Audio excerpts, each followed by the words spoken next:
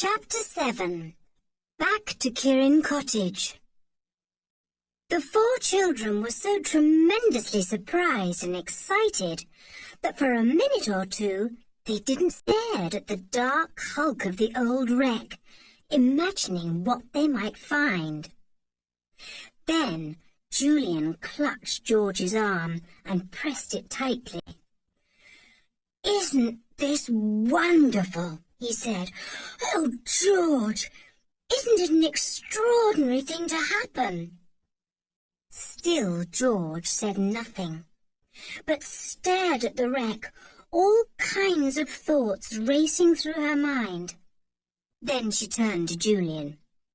"If only the wreck is still mine, now it's thrown up like this," she said. "I don't know if wrecks belong to the Queen or anyone like lost treasure does, but after all, the ship did belong to our family. Nobody bothered much about it when it was down under the sea, but do you suppose people will still let me have it for my own now it's thrown up?" "Well, don't let's tell anyone," said Dick. "Don't be silly," said George. "One of the fishermen is sure to see it when his ship goes slipping out of the bay. The news will soon be out." "Well then, we'd better explore it thoroughly ourselves before anyone else does," said Dick eagerly. "No one knows about it yet, only us. Can't we explore it as soon as the waves go down a bit?" "We can't wade out to the rocks if that's what you mean," said George. "We might get there by boat, but we couldn't possibly risk it now while the waves are so big. They won't go down today, that's certain. The wind is still too strong." "Well, what about tomorrow morning early?" said Julian, "before anyone has got to know about it.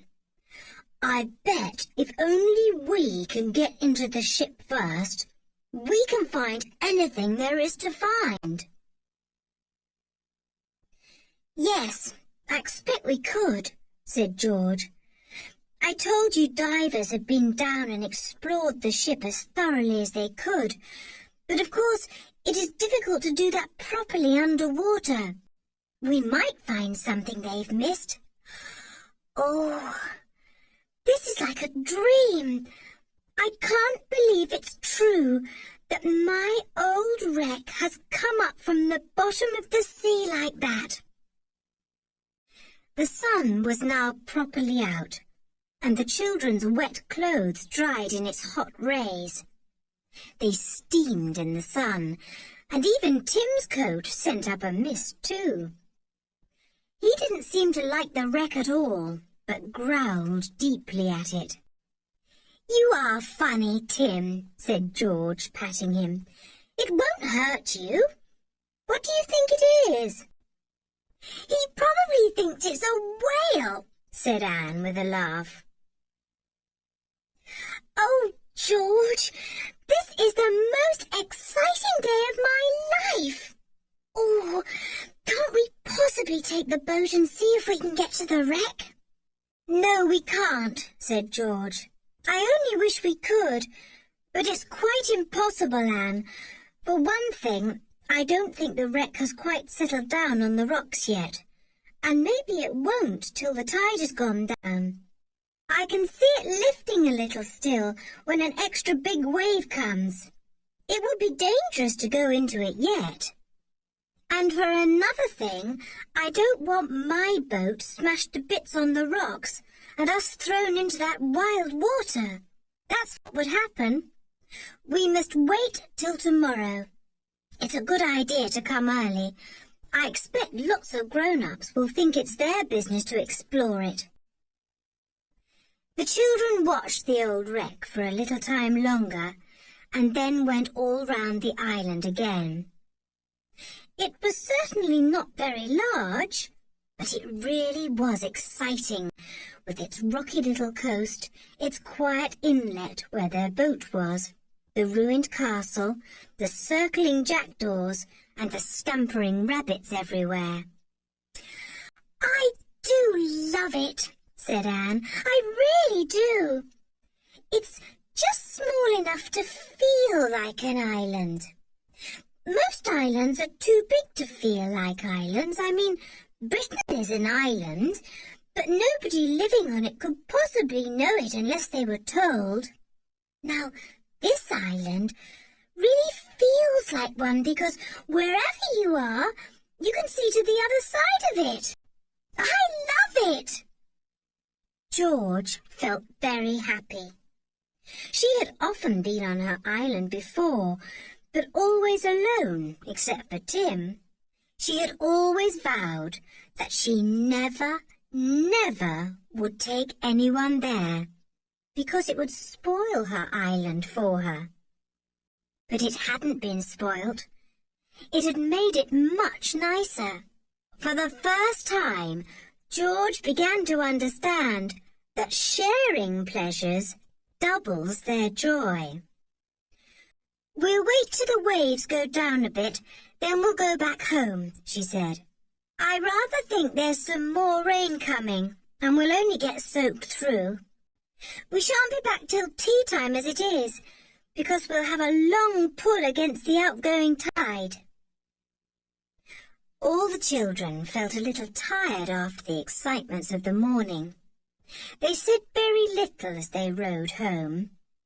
Everyone took turns at rowing, except Anne, who was not strong enough with the oars to row against the tide. They looked back at the island as they left it. They couldn't see the wreck, because that was on the opposite side, facing the open sea. "It's just as well it's there," said Julian. "No one can see it yet. Only when a boat goes out to fish will it be seen. And we shall be there as early as any boat goes out. I vote we get up at dawn." "Well, that's pretty early," said George. "Can you wake up? I'm often out at dawn, but you're not used to it." "Of course we can wake up," said Julian. "Well, here we are back at the beach again, and I'm jolly glad. My arms are awfully tired, and I'm so hungry I could eat a whole larder full of things." "Woof," said Tim, quite agreeing. "I'll have to take Tim to Alf," said George, jumping out of the boat. "You get the boat in, Julian. I'll join you in a few minutes." It wasn't long before all four were sitting down to a good tea. Aunt Fanny had baked new scones for them and had made a ginger cake with black treacle. It was dark brown and sticky to eat. The children finished it all up and said it was the nicest they had ever tasted. "Did you have an exciting day?" asked their aunt. "Oh, yes," said Anne eagerly. "The storm was grand. It threw up—" Julian and Dick both kicked her under the table. George couldn't reach her, or she would most certainly have kicked her too. Anne stared at the boys angrily, with tears in her eyes. "Now, what's the matter?" asked Aunt Fanny. "Did somebody kick you, Anne? Well, really, this kicking under the table has got to stop. Poor Anne will be covered with bruises. What did the sea throw up, dear?" "It threw up the most enormous waves," said Anne, looking defiantly at the others. She knew they had thought she was going to say that the sea had thrown up the wreck, but they were wrong. They had kicked her for nothing. "Sorry for kicking you, Anne," said Julian. "My foot sort of slipped." "So did mine," said Dick. "Yes, Aunt Fanny, it was a magnificent sight on the island. The waves raced up that little inlet, and we had to take our boat almost up to the top of the low cliff there." "I wasn't really afraid of the storm," said Anne. "In fact, I wasn't really as afraid of it as Tim—" Everybody knew perfectly well that Anne was going to mention Timothy, and they all interrupted her at once, speaking very loudly. Julian managed to get a kick in again. "Ooh!" said Anne. "The rabbits were so tame," said Julian loudly. "We watched the cormorants," said Dick, and George joined in too, talking at the same time. "The jackdaws made such a noise, they said, 'Jack! Jack! Jack!' all the time." "Well, really, you sound like jackdaws yourselves talking all at once like this," said Aunt Fanny with a laugh. "Now, have you all finished? Very well, then, go and wash your sticky hands. Yes, George, I know they're sticky because I made that gingerbread and you've had 3 slices. Then you had better go and play quietly in the other room because it's raining and you can't go out. But don't disturb your father, George. He's very busy." The children went to wash. "Idiot," said Julian to Anne. "Nearly gave us away twice." "I didn't mean what you thought I meant the first time," began Anne indignantly. George interrupted her. "I'd rather you gave the secret of the wreck away than my secret about Tim," she said. "I do think you've got a careless tongue." "Yes, I have," said Anne sorrowfully. "I think I'd better not talk at mealtimes any more. I love Tim so much, I just can't seem to help wanting to talk about him." They all went to play in the other room. Julian turned a table upside down with a crash. "We'll play at wrecks," he said. "This is the wreck. Now, we're going to explore it." The door flew open and an angry, frowning face looked in. It was George's father. "What was that noise?" he said. "George, did you overturn that table?" "I did," said Julian. I'm sorry, sir. I quite forgot you were working." "Any more noise like that, and I shall keep you all in bed tomorrow," said his Uncle Quentin. "Georgina, keep your cousins quiet." The door shut, and Uncle Quentin went out. The children looked at one another. "Your father's awfully fierce, isn't he?" said Julian. "Oh, I'm sorry I made that row.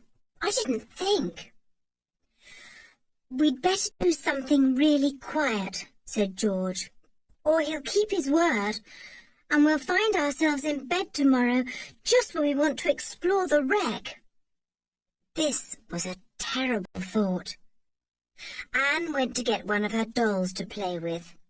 She had managed to bring quite a number after all. Julian fetched a book. George took up a beautiful little boat she was carving out of a piece of wood. Dick lay back on a chair and thought of the exciting wreck. The rain poured down steadily, and everyone hoped it would have stopped by the morning. "We'll have to be up most awfully early," said Dick, yawning. "What about going to bed in good time tonight? I'm tired with all that rowing." In the ordinary way, none of the children liked going to bed early. But with such an exciting thing to look forward to, early bed seemed different that night. "It will make the time go quickly," said Anne, putting down her doll. "Shall we go now?" "Whatever do you suppose Mother would say if we went just after tea?" said George. "She'd think we were all ill." "No, let's go after supper. We'll just say we're tired with rowing, which is perfectly true, and we'll get a good night's sleep and be ready for our adventure tomorrow morning. And it is an adventure, you know. It isn't many people that have the chance of exploring an old wreck like that, which has always been at the bottom of the sea.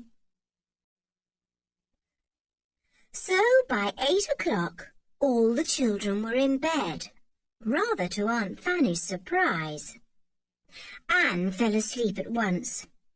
Julian and Dick were not long, but George lay awake for some time, thinking of her island, her wreck, and, of course, her beloved dog.